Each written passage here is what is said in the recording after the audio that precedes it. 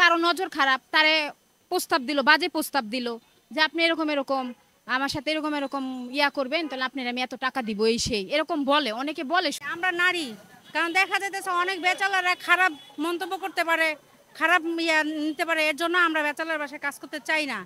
আর বুঝেন তো, আমরা এমনিতেই মহিলারা আমরা দেখা যাইতেছে অল্পতেও অনেক কিছু হয়ে যায়। দেখা যাইতেছে আমরা যদি বেচালার বাসায় কাজ করি, তাহলে আমাদের ঘরের যে স্বামীরা আছে তারাও খারাপ মাইন্ড করে।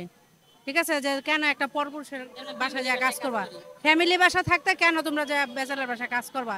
আর বেচালারা তো মনে করেন দেখা যাইতেছে অনেক দিকে অনেক আমাদেরকে নির্যাতন করার চেষ্টা করে। ঠিক আছে, খারাপ মন্তব্য করে। সবাই তো আর একরকম হয় না, ভালো মন্দ নিয়ে সব কিছু আছে। ঠিক আছে, এর জন্য ব্যাচেলার বাসায় আমরা কাজ করতে চাই না। রান্না খারাপ হইলে ম্যাডামরা অনেক বকাবকি করে। ঠিক আছে, একটা জিনিস যদি হাতে থেকে পড়ে ভাঙা যায়, আমাদের হাতে থেকে একটা জিনিস পরে ভাঙতেই পারে, দেখা যাইতেছে ওইখানে আমাদের অনেক বকাঝকা করে, অনেক সময় গায়ে হাত তুলে। এই জন্য আমরা এইটার একটা ইয়ে আছে, যাতে আমাদের সাথে এরকম ব্যবহারটা না করেন। কারণ জিনিসপত্র তো ভাঙতেই পারে, পড়তেই পারে, একটা জিনিস নষ্ট হইতেই পারে। এর জন্য কিন্তু ওরা আমাদেরকে এই জিনিসটা করে না, আমাদেরকে সবসময় ছোট করে দেখে। ওনাদের ঘরের একটা জিনিস যদি হারা যায়, দেখা যাইতেছে আমরা যে গরিব তাদের বাসায় কাজ করি, আমাদের উপরে সব দোষটা দেয়। ঠিক আছে, অথচ আমরা গরিব হইতে পারি, কিন্তু আমরা ওরকম না।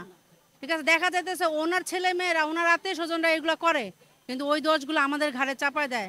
দেখা যাইতেছে ওগুলো নিয়ে আমাদেরকে অনেক, আমাদের যা বেতন পাই ওইগুলো রাইখা দেয় না, আমাদের মারধর করে, আমাদের বাসা থেকে বের করে দেয়, ভয় দেখায়। ঠিক আছে, এখন আমরা এই জিনিসটাই চাই, যাতে আমাদের উপরে এই জিনিসটা না হয়। ওনারা আমাদেরকে এতটুকু সম্মান দেখ, এতটুকু বিশ্বাস করুক, যাতে আমরা ওরকম না। ধরুন আমার কিস্তি তুলছি, এক জায়গা থেকে ঋণ তুলছি, গরিব মানুষ হয়তো কোনোভাবে চলতে হবে, যে কোনো একটা বিপদে পড়ছি, ঋণ তুলছি, ধরেন তোলার পরে ধরেন আমরা কাজ করতেছি, বাসায় কাজ করে এই টাকাটা মাসে মাসে দিব। হঠাৎ করে যদি ওনারা আমাদেরকে না করে দেয়, তাহলে আমি ওই টাকাটা কোত্থেকে আনবো? যেমন চাচ্ছি ধরেন এরকম না করবে না, 2-3 মাস তো সময় দিবে, যে তুমি 3 মাস সময় দিলাম, তুমি নতুন একটা বাসা দেখে তুমি চলে যাও, তোমার কাজ আমার ভালো লাগতেছে না, এইটা একটা। তারপরে ধরেন আরেকটা হইলো, এক কাজের বদল বইলে আরেক কাজ করাইতে পারবে না। ধরেন আমি কাপড় ধোয়া নিছি, বাথরুম ধোয়া নিছি, ঘর মুছা নিছি, তো ধরেন আজকে কাপড় ধোয়াইতেছে না, তো কাপড়টা থাকতেছে না আজকে, ঠিকই তো আমার কালকে ওই কাপড়টা ধুইতে হবে, আজকে অন্য কাজ করাইতে, ধরেন রুটি বানাইতেছে, তো ওই কাপড়টা থাকতেছে না, তো ওই কাপড়টা তো আমার কালকে ধুইতে হবে, হবে না? তখন ওই কাপড়টা ধুইতে হয়, একসাথে সব ধুইতে হয়, এরকম। সত্যি কথা, যেটা মিথ্যা কথা তো বলা যাবে না। এমনও আন্টিরা আছে যে এমনি সবসময় দেয়, 50 টাকা 100 টাকা নিয়ে তোর বাচ্চারা এটা কিনে দিস, ওইটা কিনে দিস। আবার অনেকে আছে আরো পারলে 10টা করায়, কোনো টাকা পয়সা দেয় না, মাসের টাকাটা ওইটুকি।